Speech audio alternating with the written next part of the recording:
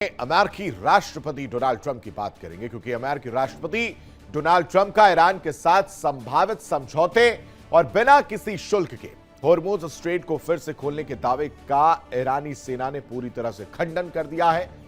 Islamic revolutionary guard core यानी IRGC से संबंध मीडिया ने उनके बयान का खंडन करते हुए इसे सच और झूठ का मिश्रण बताया, यानी मिक्सचर बता दिया है। उन्होंने कहा कि ट्रंप ने झूठी जीत का दावा करने के प्रयास में मसौदा समझौते के प्रमुख तत्वों को तोड़ मरोड़कर पेश किया गया है। मीडिया सूत्रों ने कहा ट्रंप का यह दावा कि ईरान के संवर्धित यूरेनियम को नष्ट कर दिया जाएगा पूरी तरह से निराधार है और यह भी कहा कि ईरान को बिना शुल्क लिए होर्मुज स्ट्रेट खोलना होगा। मसौदा समझौते में कहीं भी नहीं है। सूत्रों ने आगे कहा कि ट्रंप ने मसौदा समझौते के अन्य महत्वपूर्ण प्रावधानों का जिक्र नहीं किया है, जिनमें अरबों डॉलर की ईरानी संपत्तियों की रिहाई और लेबनान में पूर्ण युद्ध विराम शामिल है। विश्वसनीय सूत्रों के जरिए जो हवाला देते हुए रिपोर्ट में कहा गया दर्शकों कि प्रस्तावित जो समझौता है जिसे प्रतिबद्धता के बदले प्रतिबद्धता बताया गया है, ईरान में अनुमोदन के अंतिम चरण में है। हालांकि अभी तक कोई अंतिम फैसला या निर्णय नहीं लिया गया है। पश्चिम एशिया में चल रहे संघर्ष पर व्हाइट हाउस में एक महत्वपूर्ण बैठक में जाने से पहले ट्रंप ने दावा किया कि होर्मुज स्ट्रेट में नौसैनिक प्रतिबंध, जो एक प्रमुख तेल मार्ग है जिससे होकर वैश्विक तेल शिपमेंट का लगभग 20% गुजरता है, प्रभावी रूप से खत्म हो गए हैं और समुद्री यातायात सामान्य हो रहा है। यानी पहले से अब चेंजेस जो हैं वो स्ट्रेट ऑफ हॉर्मुज के लेकर कहानी है कि वो नॉर्मल होती हुई नजर आ रही है। ट्रंप ने लिखा कि ईरान बचे हुए सभी माइंस को तुरंत हटा देगा या फिर निष्क्रिय कर देगा, जो कि बहुत कम होंगे। हमारे अद्भुत और अभूतपूर्व नौसैनिक नाकाबंदी के कारण हॉर्मुज स्ट्रेट में फंसे जहाज जो अब हटाए जा रहे हैं, घर लौटने की प्रक्रिया शुरू कर सकते हैं। यानी स्ट्रेट ऑफ हॉर्मुज को लेकर कहानी जो कही जा रही थी, वहां पर ये सारी चीजें निकलकर सामने आ रही हैं कि अब सब कुछ सामान्य होता हुआ नजर आ रहा है। इसको लेकर डोनाल्ड ट्रंप लगातार दावे कर रहे हैं। अब प्लानिंग प्लॉटिंग को जरा समझना बेहद जरूरी होगा कि अंडर वाटर की कहानी भी निकलकर सामने आ रही है।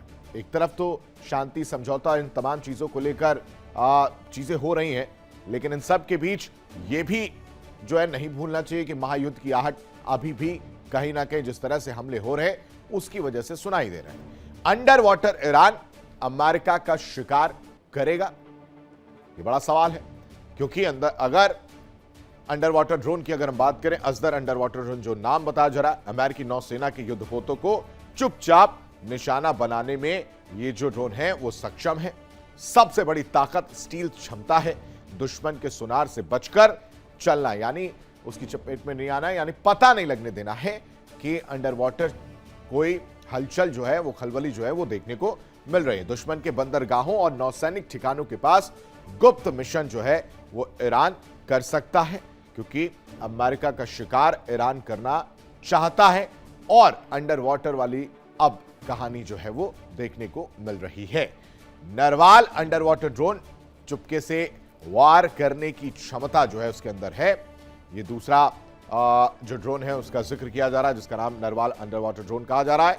और इसकी क्षमता की अगर बात करें, ये ड्रोन जो है अंडर वाटर चुपके से, यानी किसी को कुछ भी पता नहीं लगेगा और फिर ये अपना काम करने में सक्षम है। दुश्मन के डिस्ट्रॉयर की अगर बात की जाए, मिलिट्री जहाजों को ही वो अपना निशाना बनाता है। ये नरवाल अंडर वाटर ड्रोन की कहानी है। ड्रोन रडार की नजर से बचकर चुपके से युद्धपोतों के पास पहुंचता है और अपना काम पूरी तरह से करते हुए नजर आता है, यानी नुकसान पहुंचाने की जो बात है वो देखने को मिलती है नरवाल अंडर वाटर ड्रोन के जरिए। दूसरी तरफ ये ड्रोन लगभग जो बताया जा रहा है कि 300 मीटर की गहराई तक गोता लगा सकता है। 300 मीटर की गहराई और एक्वेटिक फैंटम में डिटेक्ट ना होने की क्षमता जो है, ये एक और अंडर वाटर ड्रोन की जो हम बात कर रहे हैं, ये भी निकलकर सामने आ रहा है कि इसमें जो खासियत है वो ये है कि डिटेक्ट नहीं किया जा सकता। दुश्मन के लिए ट्रैक करना लगभग नामुमकिन जो है वो बताया जा रहा है। लेकिन इन सब के बीच दावे को लेकर अब क्या कहानी सामने आ रही है, बड़ी जानकारी आपके साथ साझा कर देते हैं। ट्रंप के दावे को ईरानी मीडिया ने पूरी तरह से खारिज कर दिया है। ईरान की मीडिया ने इसे खारिज किया है। फार्स न्यूज के सूत्रों के हवाले से जो खबर निकलकर सामने आ रही है, ट्रंप के डील वाले दावे को ईरान ने पूरी तरह से खारिज किया है। ट्रंप ने कहा था कि ईरान परमाणु हथियार नहीं रखने पर सहमत हो गया है। यह डोनाल्ड ट्रंप की तरफ से दावा किया जा रहा था, जिसको अब पूरी तरह से खारिज कर दिया गया है ईरानी मीडिया के द्वारा। अब वर्ल्ड वॉर या महायुद्ध की जो स्थिति है, जो कहानी है, वो अब धीरे धीरे बढ़ रही है। एक तरफ शांति वार्ता और डेलीगेशन पहुंचने की तस्वीरें निकलकर सामने आ रही हैं, दूसरी तरफ दावे निकलकर सामने आ रहे हैं ट्रंप के दावे, और उन दावों का खंडन करते हुए ईरानी मीडिया नजर आ रहा है। इसी पर चर्चा करने के लिए तमाम मेहमान हमारे साथ जुड़े हैं। हमारे साथ ग्रुप कैप्टन आशीष सहाय, रिटायर्ड रक्षा विशेषज्ञ के तौर पर हमारे साथ जुड़े हैं। बहुत बहुत स्वागत है सर आपका। हमारे साथ मनोज कुमार, भू राजनीतिक विश्लेषक हैं। Very good morning Manoj ji. और हमारे साथ रितेंद्र माथुर, भू राजनीतिक विश्लेषक है। बहुत बहुत स्वागत है रितेंद्र जी। और विकास अब्रोल, संवाददाता हमारे साथ जुड़े हुए हैं। विकास, आज की अगर बात की जाए, क्या कुछ हलचल, क्या अपडेट अब तक जो है वो निकलकर सामने है? जरा एक जल्दी से अपडेट साझा कर दीजिए, उसके बाद से चर्चा की शुरुआत करते हैं। जी बिल्कुल, लगातार देखिए जिस तरह से कल से लगातार प्रेसिडेंट ट्रंप का कहना था कि हमने हॉर्मुज़ स्ट्रेट खोल दिया है, उसको अब एक बार फिर से काउंटर किया गया है ईरान द्वारा। और ये क्या कर ये जो है गलत था, अभी तक नहीं खुला है। हालांकि खबरें ऐसी भी आ रही है कि 4 जहाज वहां से निकलने की कोशिश कर रहे थे, जिसपे वार्निंग देकर कुछ गोलियां भी चलाई गई हैं ईरान द्वारा।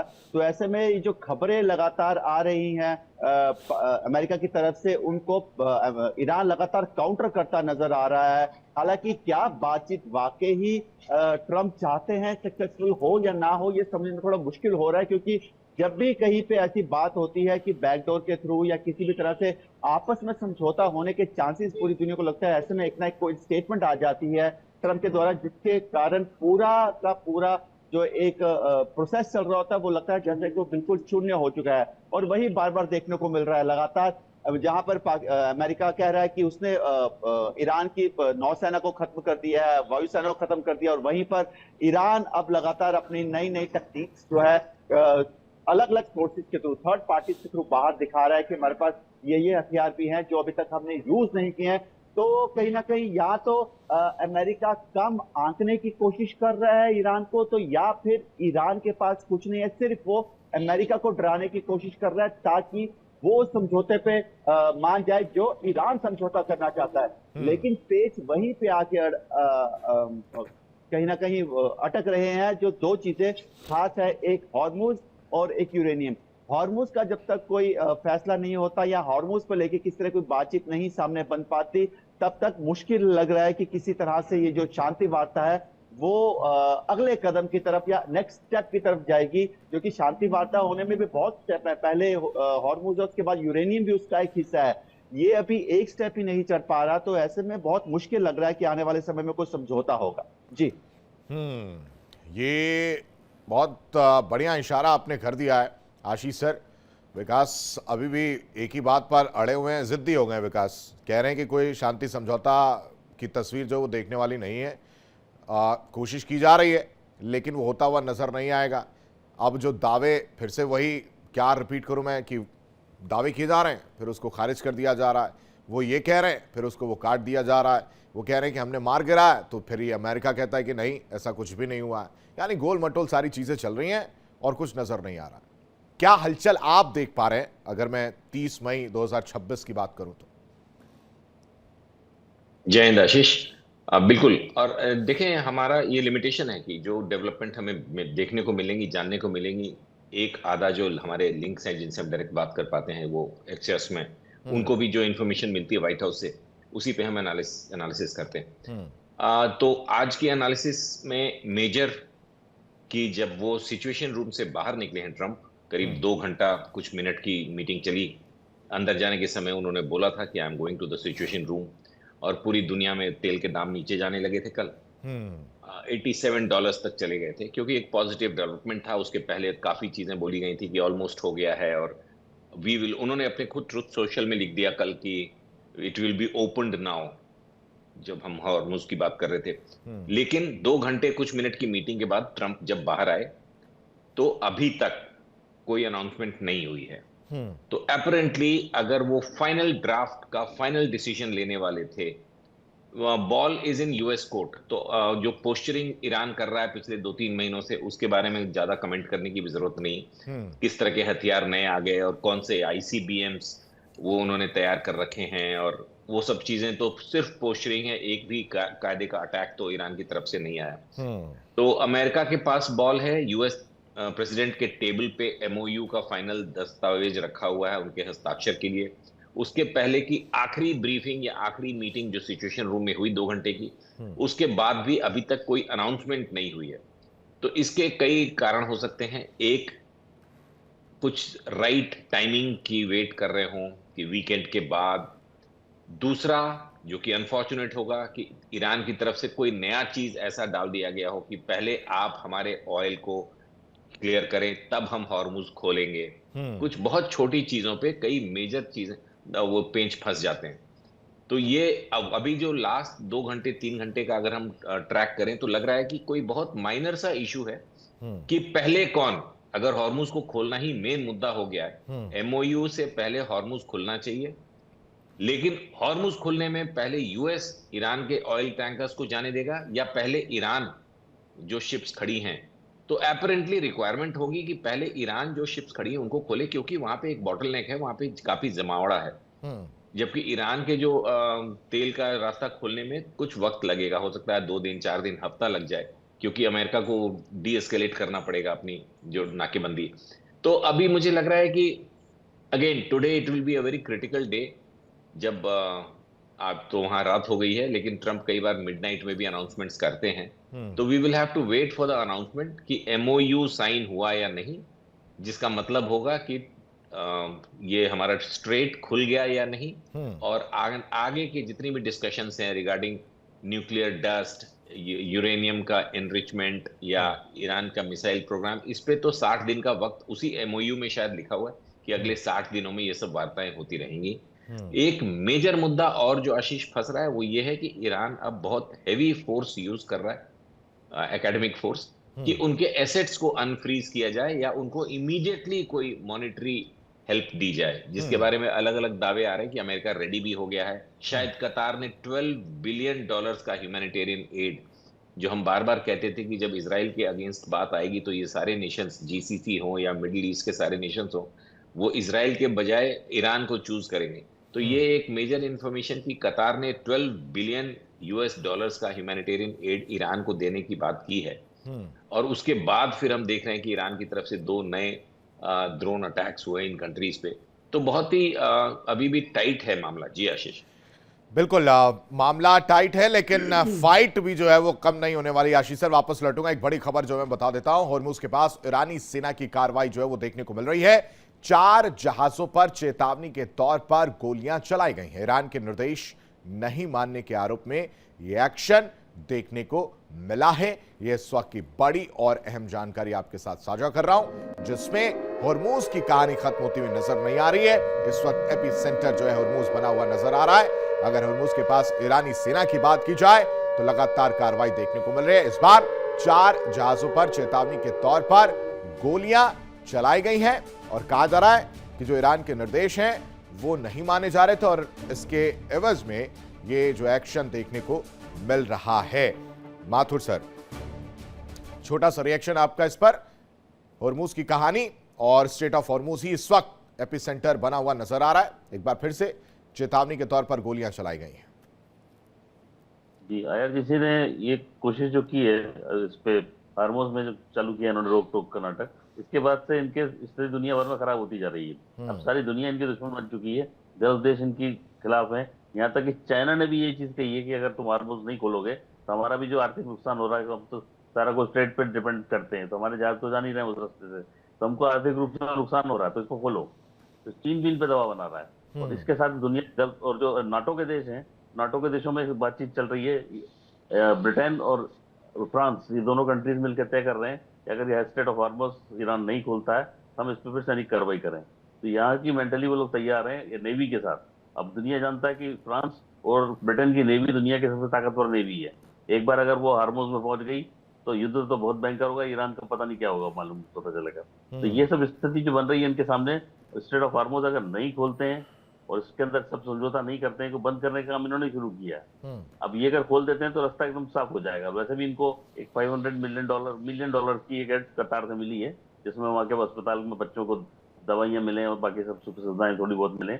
उसके लिए एक फर्स्ट सीरीज उनको डिसबर्समेंट हो चुका है, जिसमें ईरान का सेंट्रल बैंक का जो चीफ था वो कतर गया था, वहां से पैसे लेके आया है, तो उसको सैंक्शन रिलीज हो चुका है। तो ये अब शुरुआत हो जाएगी। तो ऐसा ना करें, ये ना कहें कि अमेरिका उनको पैसे को जो पकड़ के बैठा हुआ है, उनको दे नहीं रहा है, वो देना शुरू कर रहा है। अब भी अब थोड़ा गुडविल जेस्चर शो करें और इसका रास्ता खोलें, ये चीज लग रही सामने, और इसको करना चाहिए उनको। अब नहीं तो दुनिया में सब दुश्मन हो जाएंगे इनके, गल्फ देश तो उनके दुश्मन हो नहीं चुके हैं।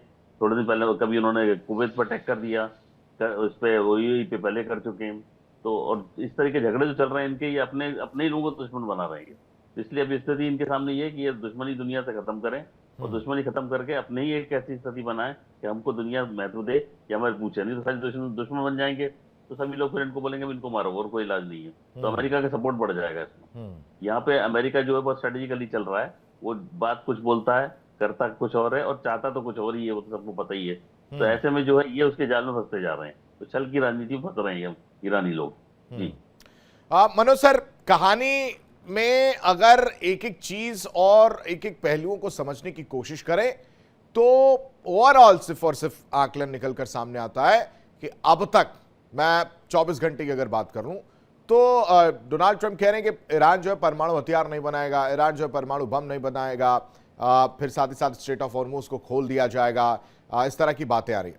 लेकिन इन चीजों को खंडन कर दिया जाता है ईरान की तरफ से। लेकिन खंडन और बातें आ रही हैं, बात तो इन्हीं सब चीजों की हो रही है। तो अगर ये चीजें मान लीजिए दावे किए भी जा रहे हैं तो इसमें तो यही चीजें होने वाली हैं, फिर इसका खंडन क्यों करना है? या ये क्रेडिट लेने की होड़ हो कि नहीं पहले मैं ये डिक्लेयर करूंगा? ऐसा लग रहा है कि जो मिस इन्फॉर्मेशन, ऐसा लग रहा है कि ज़्यादा ना फैले। स्वाभाविक है कि दो कंट्री अगर वॉर में है और वही कंट्री अगर बोल रहा है कि युद्ध खत्म हो गया या खत्म होने वाला है, फाइनल डील है, और दूसरा कंट्री अगर कुछ ना बोले, तो इससे एक जो ईरान के लोगों में, चाहे वर्ल्ड कम्युनिटीज में, एक बैड मैसेज जाएगा कि कहीं खत्म तो नहीं हो गया। और नॉर्मली हम लोग देखते हैं कि रात में जो इंडियन या साउथ एशिया में जब रात होता है या शाम के समय जो है, ट्रम्प का वो स्टेटमेंट आ जाता है, बस डील लगभग हो गया ईरान से, अब जल्दी खत्म होने वाला है, बस फाइनल स्टेज में है।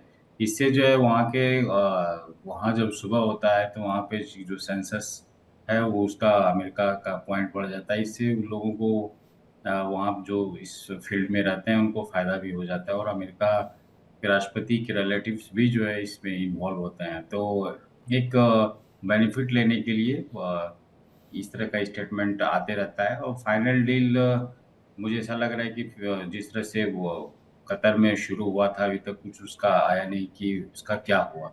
और बैक चैनल से स्वाभाविक है कि इतना बड़ा युद्ध है जिसमें महाशक्ति अमेरिका इन्वॉल्व है, तो स्वाभाविक है कि सबका ध्यान जो है अमेरिका के प्रेसिडेंट डोनाल्ड ट्रंप के स्टेटमेंट पे रहता है, और ईरान के साइड से भी जानना चाहता है कि उनका सेकेंड रुख क्या होगा। जिस तरह से हम लोगों ने देखा कि कुवैत से जो एयरबेस से जो ट्रंप ने हमला किया था ईरान पे, फिर इन्होंने फिर से जवाब दिया है, ईरान ने जवाब दिया वो, और वहाँ एयरबेस पे जो है हमला किया है। और ये चूँकि इंटरनेशनल लॉ का एक वायलेशन भी है कि कोई भी कंट्री से किसी दूसरे देश में अगर हमला होता है तो ये भी माना जाता है कि वो भी कंट्री जो है वो इस युद्ध में शामिल है। इसका मतलब कुवैत के एयरबेस से अगर हमला हुआ ईरान पे तो समझा जाए कि कुवैत भी इन्वॉल्व है। हालांकि कुवैत का स्टेटमेंट आता है कि वो ईरान जो है हमारे पे हमला कर रहा है, लेकिन चूंकि उसकी ज़मीन से अगर अमेरिका हमला करेगा, और ईरान ने क्लियर कर दिया कि जिस एरिया से जिस भी कंट्रीज के लैंड से अगर हमला होता है ईरान पे तो वो जवाबी कार्रवाई करेगा। तो उसी अनुसार जो है हम लोग देख रहे हैं कि ईरान भी जो है रिट्रीट कर रहा है। और अब ऐसा लग रहा है कि जिस तरह से ईरान भी झुकने के लिए तैयार नहीं है, और अब स्टैंड स्टिल की अवस्था में मुझे लग रहा है कि ये आ गया है। जिस तरह से हम लोग देख रहे हैं कि 60 दिन 60 डेज का जो है सीज फायर की बात प्रपोजल पे दोनों देश जो है एग्रीमेंट करते आ रहा है। देखिए इंडिया डेली 24/7 अब आपकी स्मार्ट टीवी पर। इंडिया डेली मौजूद है सभी डिजिटल प्लेटफॉर्म पर लाइव और लगातार। इंडिया डेली 24/7 हर दिन राष्ट्र को समर्पित।